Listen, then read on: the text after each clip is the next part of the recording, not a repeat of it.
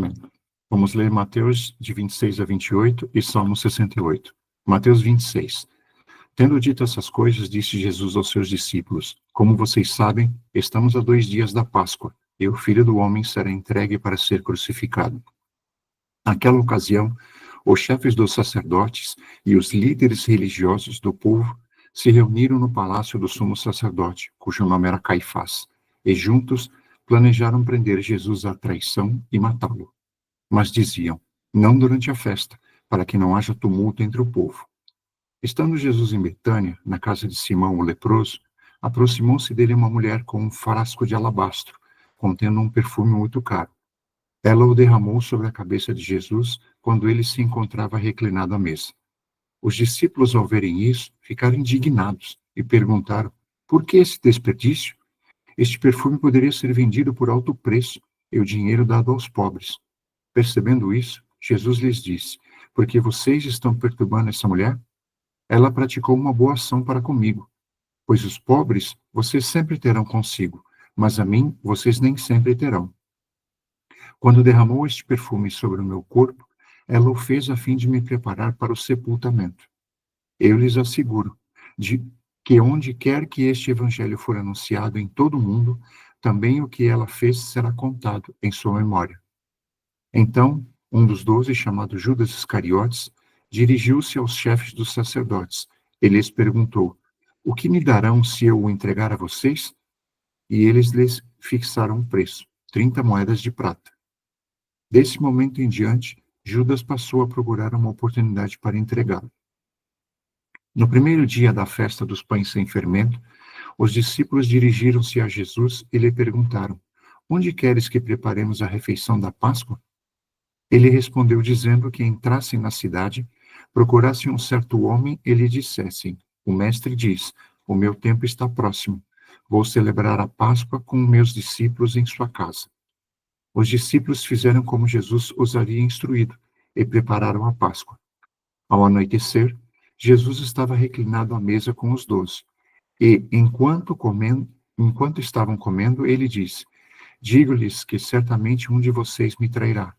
Eles ficaram muito tristes e começaram a dizer-lhe, um após o outro: com certeza não sou eu, Senhor. Afirmou Jesus: aquele que comeu comigo do mesmo prato há de me trair. O Filho do Homem vai, como está escrito a seu respeito. Mas ai daquele que trai o Filho do Homem. Melhor lhe seria não haver nascido. Então Judas, que haveria de traí-lo, disse: com certeza não sou eu, mestre. Jesus afirmou: sim, é você.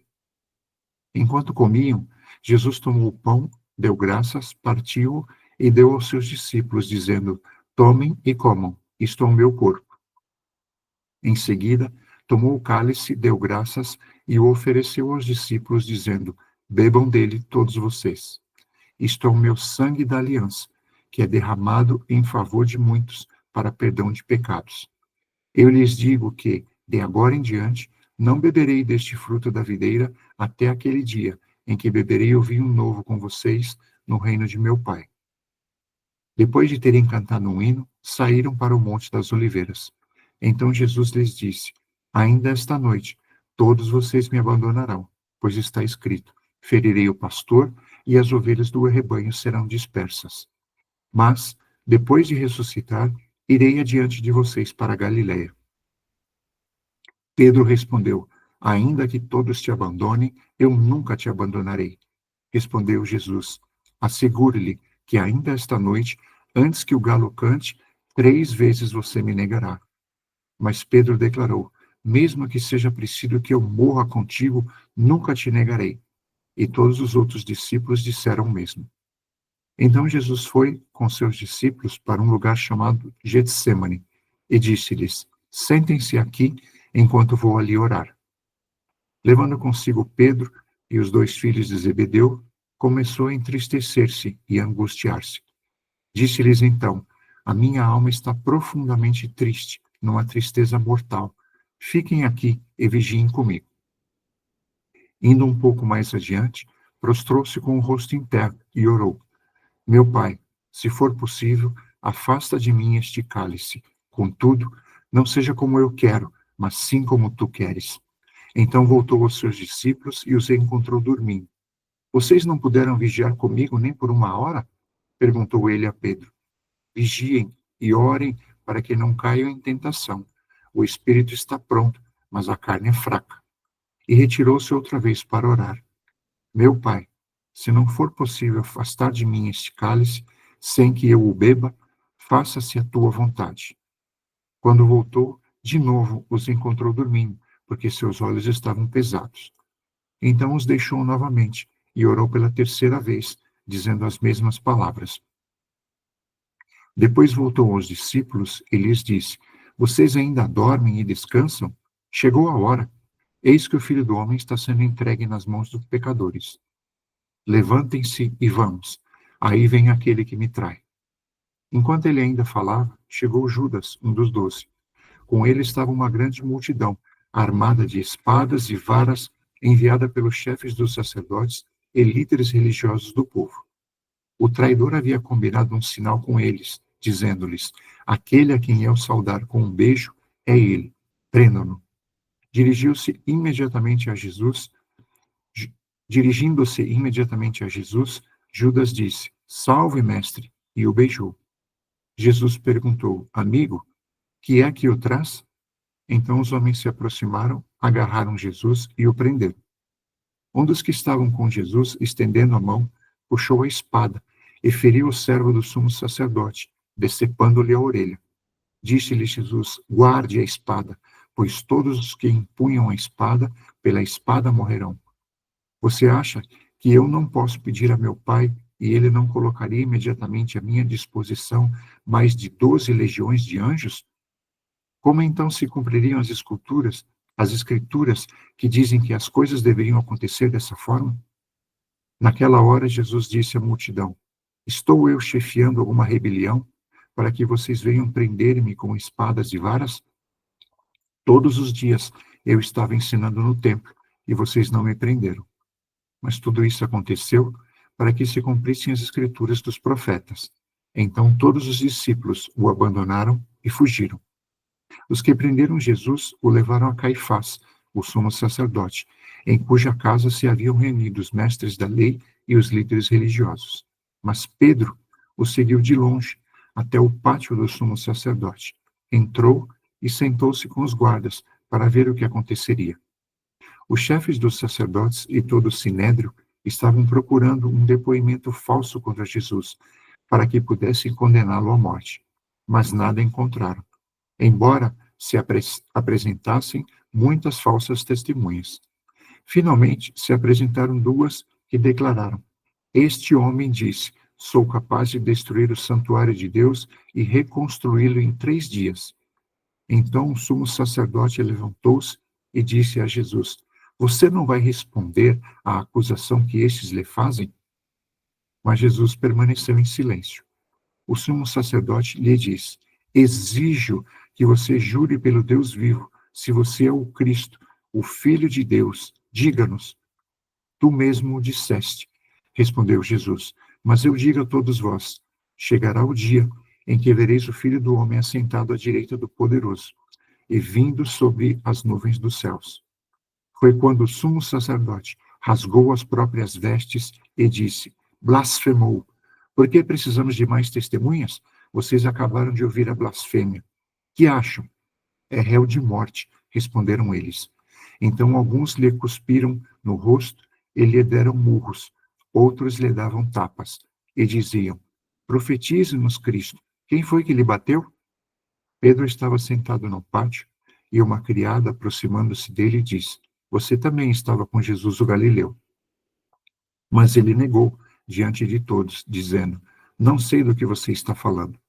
Depois saiu em direção à porta, onde outra criada ouviu e disse aos que estavam ali: Este homem estava com Jesus o Nazareno. E ele, jurando, o negou outra vez: Não conheço esse homem. Pouco tempo depois, os que estavam por ali chegaram a Pedro e disseram: Certamente você é um deles. O seu modo de falar o denuncia. Aí ele começou a se amaldiçoar e a jurar: Não conheço esse homem. Imediatamente, um galo cantou.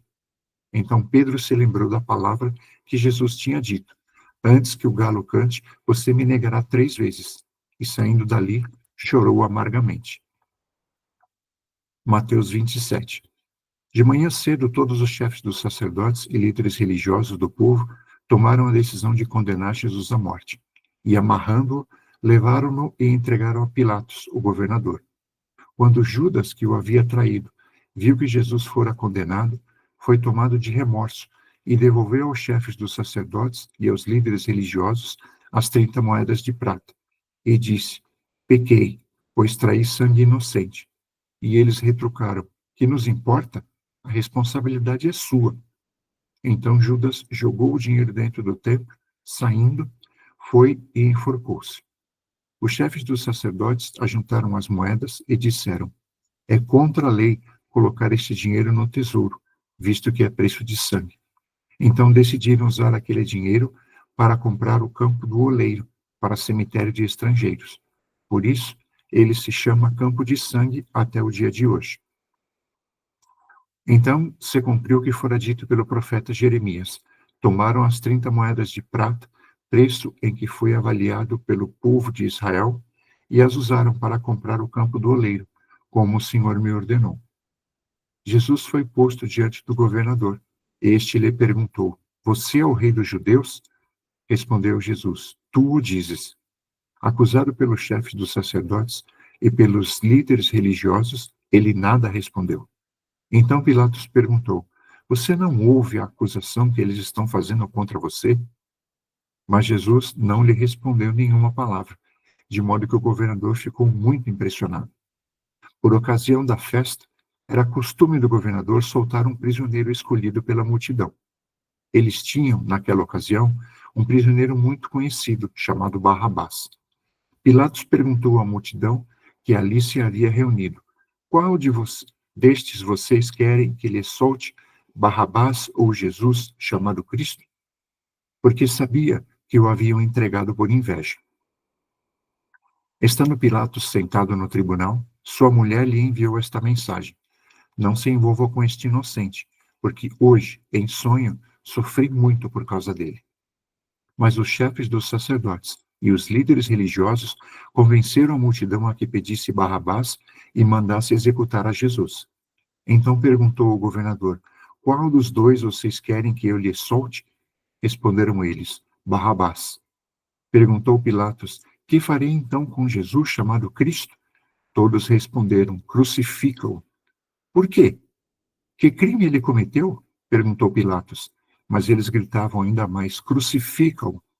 Quando Pilatos percebeu que não estava obtendo nenhum resultado, mas, pelo contrário, estava se iniciando um tumulto, mandou trazer água, lavou as mãos diante da multidão e disse: Estou inocente do sangue deste homem.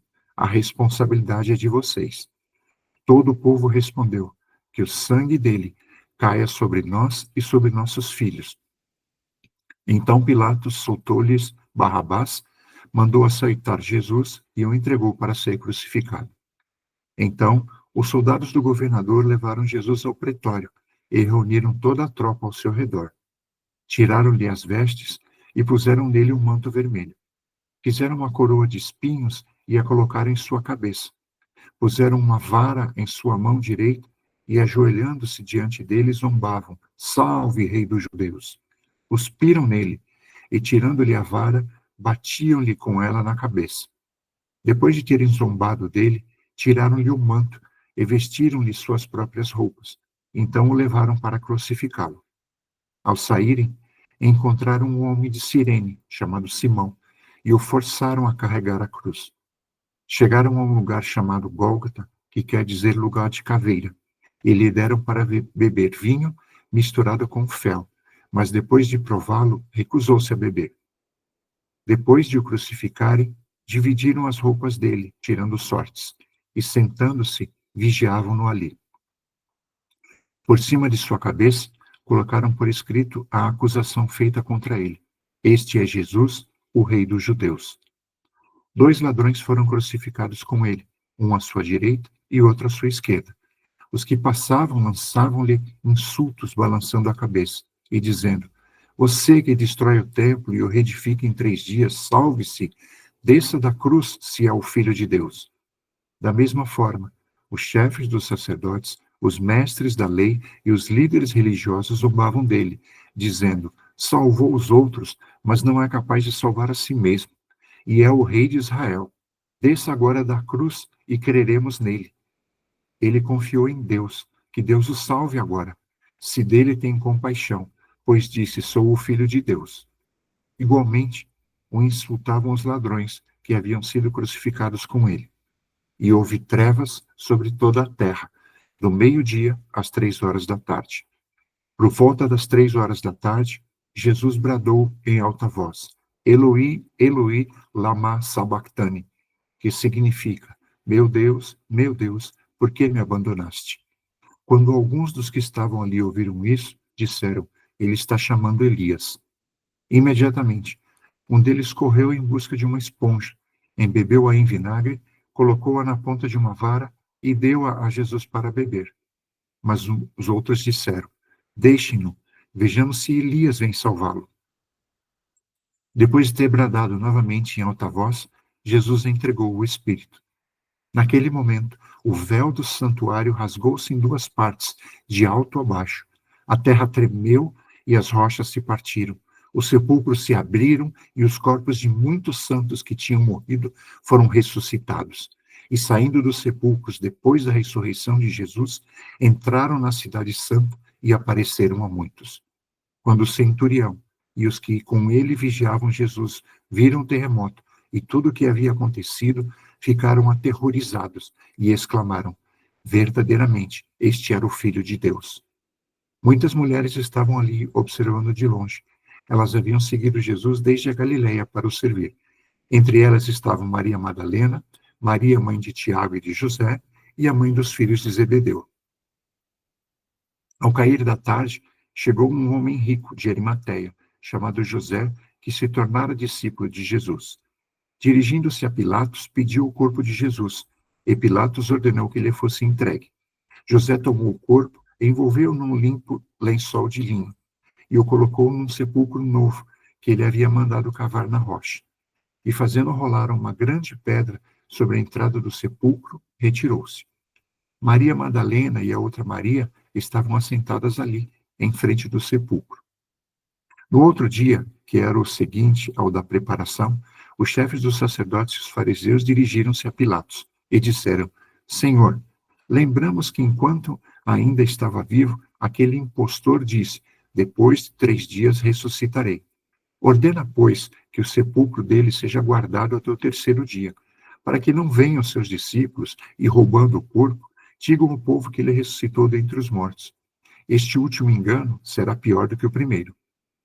Levem um destacamento, respondeu Pilatos. Podem ir, e mantenham o sepulcro em segurança como acharem melhor. Eles foram e armaram um esquema de segurança no sepulcro, e além de deixarem um destacamento montando guarda, lacraram a pedra. Mateus 28. Depois do sábado, tendo começado o 1º dia da semana, Maria Madalena e outra Maria foram ver o sepulcro. E eis que sobreveio um grande terremoto, pois um anjo do Senhor desceu do céu, e chegando ao sepulcro, rolou a pedra da entrada, e assentou-se sobre ela. Sua aparência era como um relâmpago, e suas vestes eram brancas como a neve.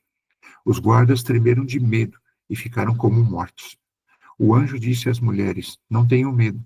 Sei que vocês estão procurando Jesus, que foi crucificado. Ele não está aqui. Ressuscitou, como tinha dito. Venham ver o lugar onde ele jazia. Vão depressa e digam aos discípulos dele: ele ressuscitou dentre os mortos e está indo adiante de vocês para a Galiléia. Lá vocês o verão. Notem que eu já os avisei. As mulheres saíram depressa do sepulcro, amedrontadas e cheias de alegria, e foram correndo anunciá-lo aos discípulos de Jesus. De repente, Jesus as encontrou e disse: Salve! Elas se aproximaram dele, abraçaram-lhe os pés e o adoraram. Então Jesus lhes disse: não tenham medo. Vão dizer aos meus irmãos que se dirijam para a Galiléia. Lá eles me verão. Enquanto as mulheres estavam a caminho, alguns dos guardas dirigiram-se à cidade e contaram aos chefes dos sacerdotes tudo o que havia acontecido. Quando os chefes dos sacerdotes se reuniram com os líderes religiosos, elaboraram um plano. Deram aos soldados grande soma de dinheiro, dizendo-lhes: vocês devem declarar o seguinte: os discípulos dele vieram à noite e furtaram o corpo enquanto estávamos dormindo. Se isso chegar aos ouvidos do governador, nós lhe daremos explicações e livraremos vocês de qualquer problema. Assim, os soldados receberam dinheiro e fizeram como tinham sido instruídos. E esta versão se divulgou entre os judeus até o dia de hoje. Os 11 discípulos foram para a Galiléia, para o monte que Jesus lhes indicara. Quando o viram, o adoraram, mas alguns duvidaram. Então Jesus aproximou-se deles e disse: foi-me dada toda a autoridade, no céu e na terra. Portanto, vão e façam discípulos de todas as nações, batizando-os em nome do Pai e do Filho e do Espírito Santo, ensinando-os a obedecer a tudo que eu lhes ordenei, e estarei sempre com vocês até o fim dos tempos. Salmo 68. Que Deus se levante, sejam espalhados os seus inimigos, fujam dele os seus adversários. Que tu os dissipes, assim como o vento leva a fumaça, como a cera se derrete na presença do fogo, assim pereçam os ímpios na presença de Deus. Alegrem-se, porém, os justos, exultem diante de Deus, regozijem-se com grande alegria. Cantem a Deus, louvem o seu nome, exaltem aquele que cavalga sobre as nuvens. Seu nome é Senhor, exultem diante dele. Pai para órfãos e defensor das viúvas, é Deus em sua santa habitação. Deus dá um lar aos solitários, liberta os presos para a prosperidade, mas os rebeldes vivem em terra árida. Quando saíste à frente do teu povo, ó Deus, quando marchaste pelo ermo, a terra tremeu, o céu derramou chuva diante de Deus, o Deus do Sinai, diante de Deus, o Deus de Israel. Deste chuvas generosas, ó Deus, refrescaste a tua herança exausta. O teu povo nela se instalou, e da tua bondade, ó Deus, supriste os pobres. O Senhor anunciou a palavra, e muitos mensageiros a proclamavam. Rei dos exércitos foge em debandada. A dona de casa reparte os despojos. Mesmo quando vocês dormem entre as fogueiras do acampamento, as asas da minha pomba estão recobertas de prata, as suas penas de ouro reluzente. Quando o Todo-Poderoso espalhou os reis, foi como neve no monte Zalmon. Os montes de Bazã são majestosos, escarpados são os montes de Bazã. Porque, ó montes escarpados, estão com inveja do monte que Deus escolheu para sua habitação, onde o próprio Senhor habitará para sempre? Os carros de Deus são incontáveis, milhares de milhares. Neles, o Senhor veio do Sinai para o seu lugar santo. Quando subiste em triunfo às alturas, levaste cativo muitos prisioneiros. Recebeste homens com dádivas, até mesmo rebeldes, para estabelecer-lhes morada, ó Senhor Deus. Bendito seja o Senhor, Deus, nosso Salvador, que cada dia suporta as nossas cargas. O nosso Deus é um Deus que salva. Ele é o soberano Senhor que nos livra da morte.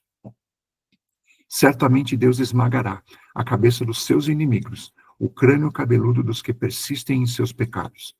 Eu os trarei de Bazã, diz o Senhor. Eu os trarei das profundezas do mar, para que você encharque os pés no sangue dos inimigos, sangue do qual a língua dos cães terá sua porção. Já se vê a tua marcha triunfal, ó Deus, a marcha do meu Deus e Rei adentrando o santuário. À frente estão os cantores, depois os músicos, com eles vão as jovens tocando tamborins. Bendigam a Deus na grande congregação. Bendigam ao Senhor, descendentes de Israel. Ali está a pequena tribo de Benjamim a conduzi-los, os príncipes de Judá, acompanhados de suas tropas, e os príncipes de Zebulon e Naftali. A favor de vocês, manifeste Deus o seu poder. Mostra, ó Deus, o poder que já tens operado para conosco. Por causa do teu templo em Jerusalém, reis te trarão presentes. Repreende a fera entre os juncos, a manada de touros entre os bezerros das nações. Humilhados, tragam barras de prata. Espalhe as nações que têm prazer na guerra. Ricos tecidos venham do Egito. A Etiópia corra para Deus de mãos cheias. Cantem a Deus, reinos da terra. Louvem ao Senhor, aquele que cavalga os céus, os antigos céus. Escutem. Ele troveja com voz poderosa. Proclamem o poder de Deus. Sua majestade está sobre Israel. Seu poder está nas altas nuvens. Tu és temível no teu santuário, ó Deus. É o Deus de Israel que dá poder e força ao seu povo. Bendito seja Deus. Amém. Poderoso, hein? Glória! Que porção poderosa demais essa mulher. Gente, a gente tem aqui a finalização do livro de Mateus. Começamos com a última ceia e justamente aqui, né, no período de Pêssego. Então, às vezes as pessoas não, por falta de conhecimento, entendimento, não fazem essa associação, não sabem da onde que veio essa ceia, né? Fala muito da última ceia, da crucificação, mas que ceia é essa? Essa era a ceia do Ceder de Páscoa, essa que o Senhor estabeleceu lá na saída do Egito. Então, Yeshua cumpria todas as festas, né? E é interessantíssimo que acontece, a crucificação vai acontecer nesse período, justamente numa festa, num marco, num memorial que se estabelece, relacionando, né, com a libertação do povo do Egito, com o Cordeiro. Então, a data da morte de Yeshua, da entrega de Yeshua, da ressurreição, não foi uma data aleatória. Foi exatamente no marco, no memorial que o Senhor estabeleceu. Por isso que a gente precisa entender a importância das festas, e que nós devemos celebrar as festas, porque elas são não só memoriais, mas elas são marcos proféticos.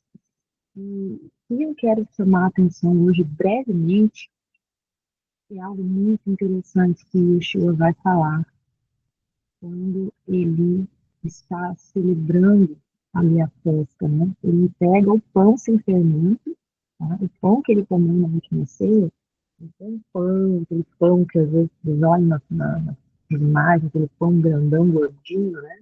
Aquele pão sem fermento, que é a matzá.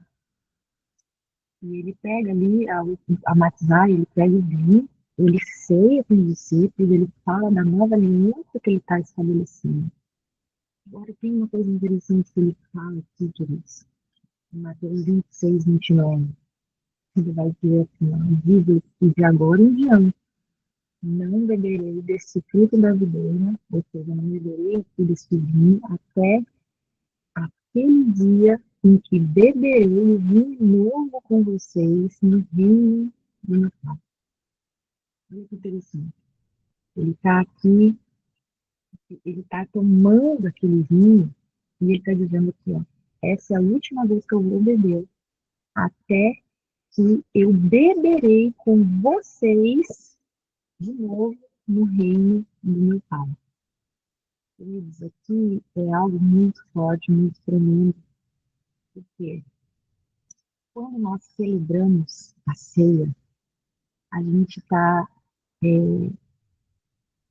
vivendo literalmente aqui entre os tempos. Então a gente está fazendo menção, né, daquilo que o Senhor fez e a gente está profeticamente olhando para frente, para a consumação do reino do Senhor. Então, entre a primeira vinda de Yeshua até o seu retorno, quando ele vai vir estabelecer o seu reino completamente, nós estamos aqui celebrando atos proféticos. Então, a gente faz a ceia para relembrar o seu sacrifício, para fazer memória, menção da nova aliança, daquilo que ele conquistou, mas a gente também está olhando para frente, para a consumação de todas as coisas, quando ele virá e ele celebrará conosco a festa das bodas do Cordeiro, quando Yeshua beberá conosco o vinho novo, queridos, do reino plenamente estabelecido. Alguns sábios falam que Yeshua está fazendo um voto de nazirado aqui, né, que é um voto de abstinência do vinho. Então, ele está fazendo esse voto, e o voto de nazirado, nazireu, ele tinha, assim, Alguns tinham determinado tempo, né? Outros era para a vida toda, mas era comum fazer um voto de nazirado por um determinado tempo. Então, os sábios, eles falam que Yeshua, ele estava fazendo esse voto de nazirado, né? Por um determinado período, né? Só que aqui, o voto de Yeshua, ele tem um período de término específico, que é estabelecimento pleno do reino do Senhor. Quando ele virá, nós vamos participar desse banquete, da festa das bodas do Cordeiro. Aleluia! Gente, é tremendo demais. Se parar para pensar, né? Yeshua, ele morre e ressuscita no período da festa de Páscoa, certo? E quando que o povo recebe a Torá, recebe a instrução e vai receber, quando que a igreja recebe o Espírito Santo? Em outra festa, na festa de Pentecostes. Olha que tremendo. Quando você vai olhar ali para a festa de Tabernáculos, celebra, né, a presença de Deus tabernaculando entre nós. E a gente vê aqui, queridos, na última ceia, Yeshua, ele faz essa menção aqui do dia em que ele vai beber conosco um vinho novo, trazendo aqui outro aspecto da festa das bodas do Cordeiro. Por isso que é tempo da igreja abrir os olhos e entender por que Deus estabelece esses marcos tão importantes que são as festas. Só para a gente finalizar, eu queria passar isso aqui para vocês, hoje vou passar para a nossa querida Karine, liberar a questão do homem, que tem sido maravilhoso. Outro detalhe importante, quando Yeshua vai na cruz, e ele vai entregar o seu espírito ao Senhor, ele vai ali consumar, né, todas as coisas, ele vai dizer assim, Eli, Eli, lama sabachthani. Ele está falando em aramaico, com alguns elementos do hebraico, e ele está dizendo, meu Deus, por que me abandonaste?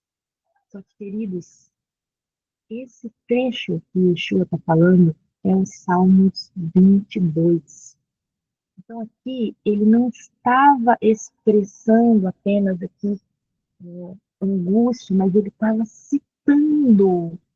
citando conscientemente o primeiro versículo do Salmo 22.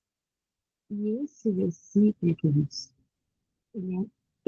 esse salmo, ele é impressionante porque ele vai detalhar, né, os aspectos que se cumpriram na crucificação. Então, o Salmo 22, depois você vai pegar e vai ler, e você vai ver. No Salmos 22, no versículo 16, vai dizer: transpassaram as minhas mãos e meus pés.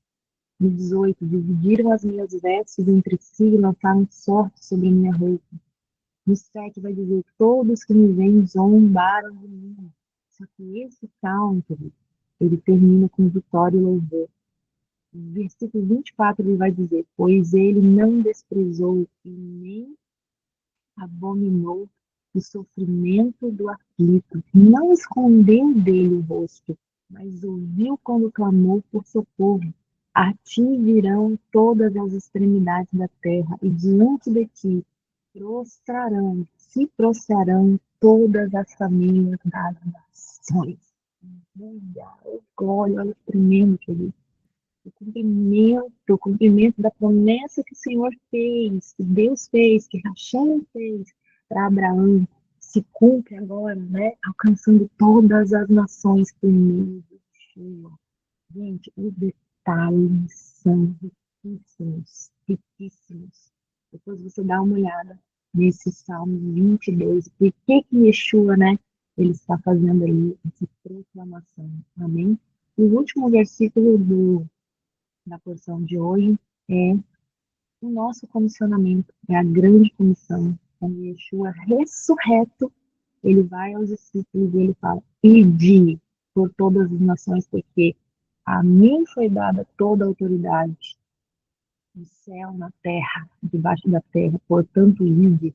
Yeshua nos outorga de autoridade para nós estabelecermos o reino que ele já conquistou, já liberou, e em breve nós celebraremos com ele as bodas do Cordeiro. Amém? Aleluia.